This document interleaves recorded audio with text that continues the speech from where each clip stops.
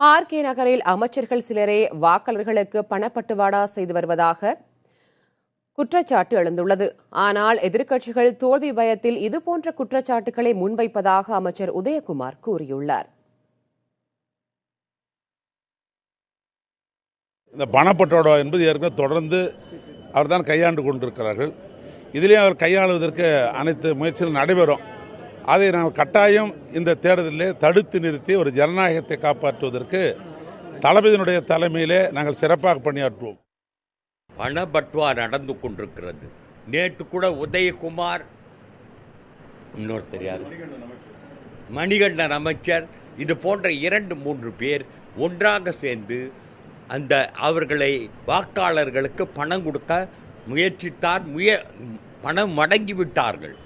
ஆனால் தேர்தல் ஆணையம், தேர்தல் ஆணையம் கூட ஒழுங்காக நடந்து கொள்ளவில்லை.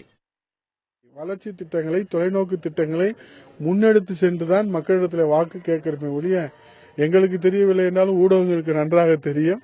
அவை நீங்களும் சுற்றி தான் வருகிறீர்கள். நாங்கள் சுற்றுவதை போல ஏதாவது ஒரு இடத்துல இருந்தால் நீங்கள் என்னவென்று பார்த்துக்கொள்ளும். அது மாதிரி ஒரு நிலை இல்லை.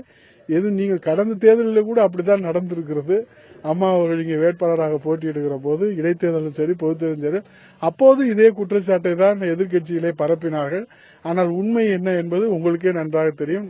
தேர்தல் நடந்து முடிகிற வரைக்கும் என்ன நடைபெற்றது உங்களுக்கு நன்றாக தெரியும். அதே போலதான் இப்போதும் ஒரு பொய் குற்றச்சாட்டுகளை அவர்கள் கட்டவிழ்த்து விடுகிறார்கள்.